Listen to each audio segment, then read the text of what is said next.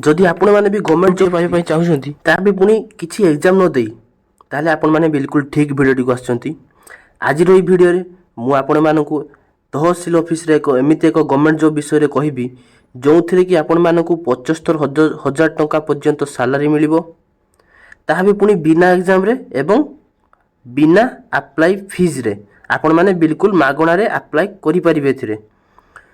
तो आउ विलंब न करी चलंत भिडियो को स्टार्ट करिवा।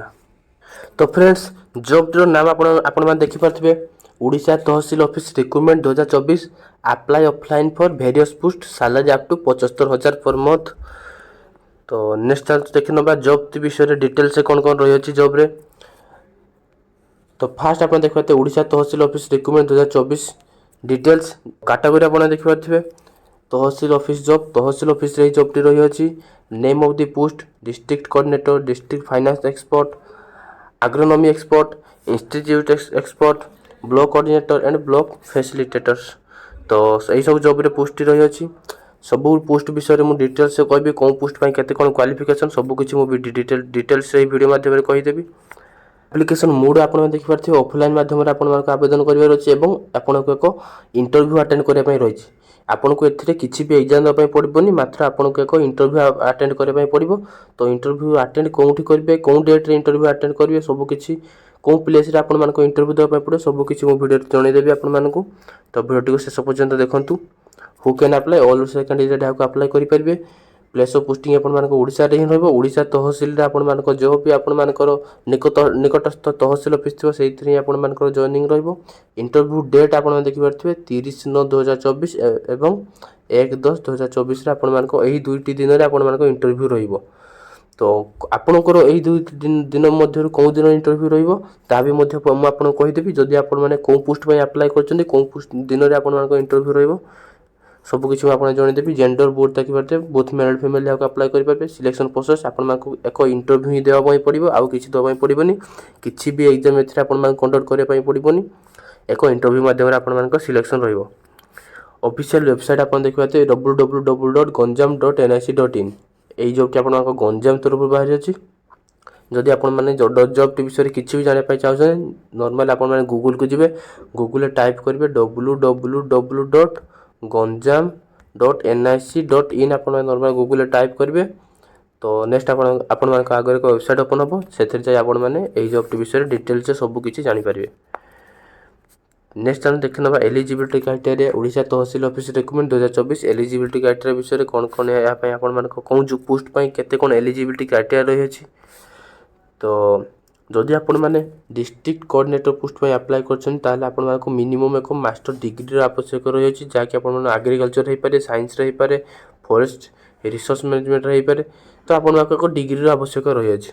सेही परे आपण माने जदि डिस्ट्रिक्ट फाइनेंस एक्सपर्ट रे अप्लाई करथांते आपण मानक सेमते एक डिग्री आवश्यक रही अछि। एग्रोनॉमी एक्सपर्ट रे अप्लाई करथले सेही परे आपण मानक master degree in social and horticulture रे आपण मानक डिग्री करिया आवश्यक रही अछि। इंस्टीट्यूशन एक्सपर्ट रे अप्लाई करथले सेही परे आपण मानक एक डिग्री आवश्यक रही अछि। ब्लॉक कोऑर्डिनेटर अप्लाई करथले आपण मानक ग्रेजुएशन रही अछि in agriculture and all science year आपण मानक ग्रेजुएशन करिया आवश्यक अछि। सेही परे जदि ब्लॉक फैसिलिटेटर अप्लाई करथिबे आपण मानक ग्रेजुएशन करिया आवश्यक अछि। तो सब पोस्ट पय नॉर्मली आपण मानक ग्रेजुएशन करिया आवश्यक रहउछि। तो जदि आपण मानक ग्रेजुएट स्टूडेंट ग्रेजुएशन करिसंती आपण माने कोनोसी फील्ड भी करथानो science course arts commerce agriculture nursing कोनथरे भी आपण माने ग्रेजुएशन करथानो जदि आपण माने करिसंती आपण माने अप्लाई करि परिबे। जे कोनोसी पोस्ट पय आपण माने क्वालिफिकेशन अनुसार आपण माने अप्लाई करि परिबे। तो नेक्स्ट चल देखिनवा एज लिमिट विषय चल टे देखिनवा एज लिमिट कोन पोस्ट पय केते कोन एज लिमिट रही अछि।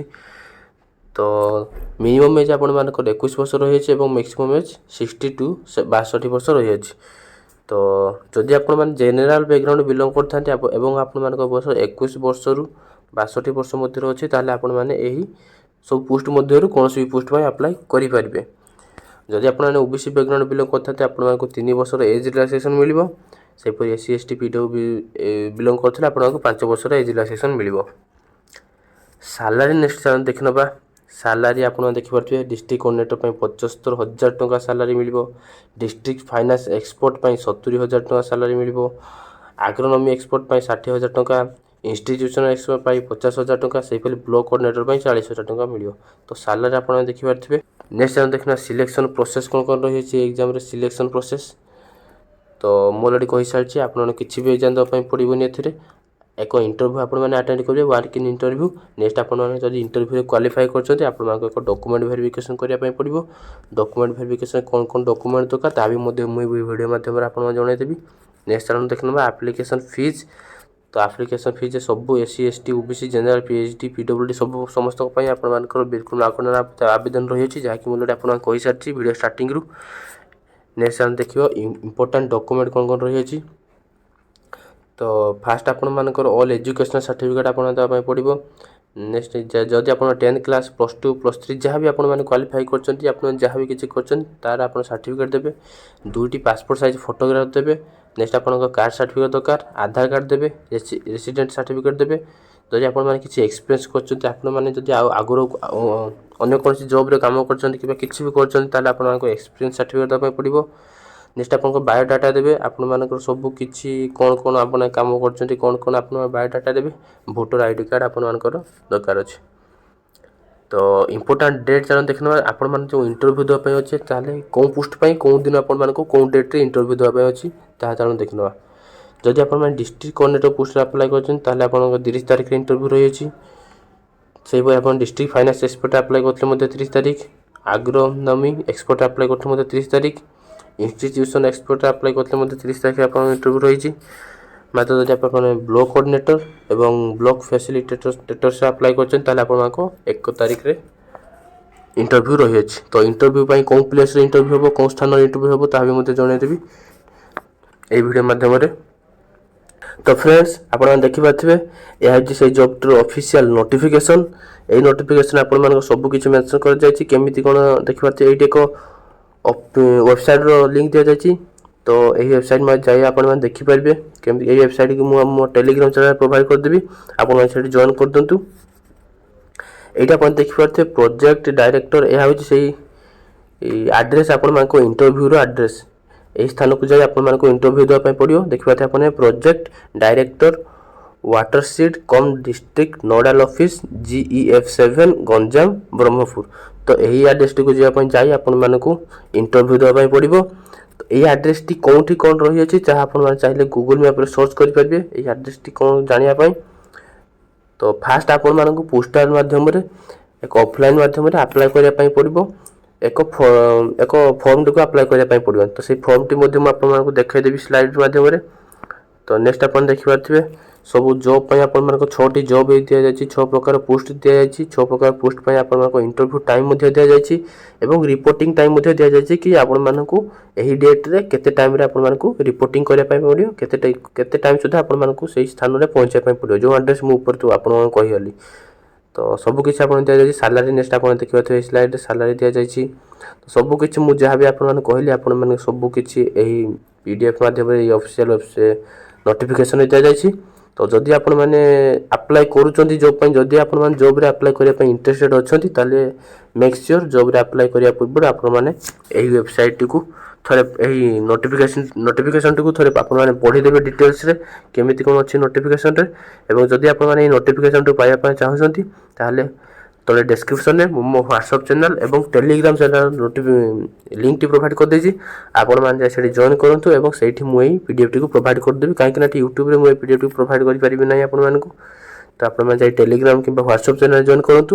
ମୁଁ ସେଇଠି ଏହି PDFଟିକୁ ପ୍ରୋଭାଇଡ଼ କରିଦେବି। ଆପଣମାନେ ଯାଇ ଏହି PDFଟିକୁ ଦେଖି ଏହାକୁ ପଢ଼ିପାରିବେ ଏବଂ ଡାଉନଲୋଡ଼ କରି ରଖିପାରିବେ ନିଜ ମାଧ୍ୟମରେ ମୋବାଇଲରେ। ଏଇଠି ଲାଷ୍ଟ ଆପଣମାନେ ସ୍କ୍ରୋଲ୍ କରିବେ। ଲାଷ୍ଟ ଆପଣମାନେ ଦେଖିପାରୁଥିବେ ଏହି ଆପଣମାନଙ୍କୁ ଏକ ଫର୍ମଟି ଦିଆଯାଇଛି। ପୋଷ୍ଟାଲ ମାଧ୍ୟମରେ ଯେଉଁ ଆପ୍ଲାଏ କରିବେ ଫର୍ମରେ, ଏହି ଫର୍ମଟି ଆପଣଙ୍କୁ ଦିଆଯାଇଛି।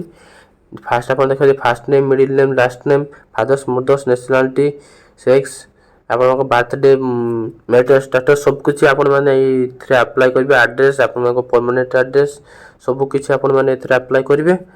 ନେକ୍ସଟ ଆପଣମାନେ ଦେଖିପାରୁଥିବେ 2ଟି ପେଜ୍ ଅଛି, 3ଟି ପେଜ୍ ଅଛି। ତ 3ଟି ପେଜ୍ ଆପଣମାନେ ଏହାକୁ ପୂରଣ କରିବେ। ପୂରଣ କରିସାରିଲା ପରେ ଆପଣମାନଙ୍କ ନିକଟସ୍ଥ ପୋଷ୍ଟ ଅଫିସ୍ ମାଧ୍ୟମରେ ସ୍ପିଡ୍ ପୋଷ୍ଟରେ ଏହାକୁ ଆପ୍ଲାଏ କରିବେ। କେଉଁଠି ଆପ୍ଲାଏ କରିବେ, ଯେଉଁ ଆଡ୍ରେସଟି ମୁଁ ଆପଣଙ୍କୁ ଉପରେ କହିଲି ସେଇ ଆଡ୍ରେସଟିକୁ ଆପ୍ଲାଏ କରିବେ। ଏହି ଆଡ୍ରେସଟିକୁ तो नेक्स्ट यही आड्रेस को अप्लाई कर सारा पर ये आप देखिपे आपण मानकर आड्रेस रे आपण मानक सब किछि एथिरे मेंशन करिवे आपण माने मोबाइल नंबर एवं ईमेल आईडी यह दुईटी मेंशन करिवे जेमिति आपण मानक जदि जॉब रे सिलेक्शन हैला आपण मानक समान जणैबे एवं आपण माने इंटरव्यू नेक्स्ट आपण माने इंटरव्यू देबे इंटरव्यू ले सिलेक्शन हैले आपण माने जॉइन करि पारबे। तो फास्ट आपण माने एही फॉर्म टी को मो टेलीग्राम चैनल जाई डाउनलोड करंतु एवं एही फॉर्म टी को पूर्ण करी नेक्स्ट यही फॉर्म तो प्रिंट आउट बाहर करेंगे ये प्रिंट आउट को पूरण करी ताहाको आपण माने पोस्टल माध्यम अप्लाई करेंगे। नेक्स्ट आपण माने यही एड्रेस ऊपर जो एड्रेस टी कहली से एड्रेस को अप्लाई करेंगे। अप्लाई कर सारा पर तो आपण माने इंटरव्यू देबे इंटरव्यू रे सिलेक्शन आपण मानको जॉब टी पाइले आ कोन। तो आज वीडियो में एतिक थिला जदि किछि भी डाउट थाए आपण मानको किछि भी कोठी भी असुविधा हुए अप्लाई करि बारी किछि भी असुविधा हुए ताले कमेंट माध्यम रे कमेंट करंतु मु निश्चय आपनको रिप्लाई देबी। तो रहुची देखा आ गोटे वीडियो रे।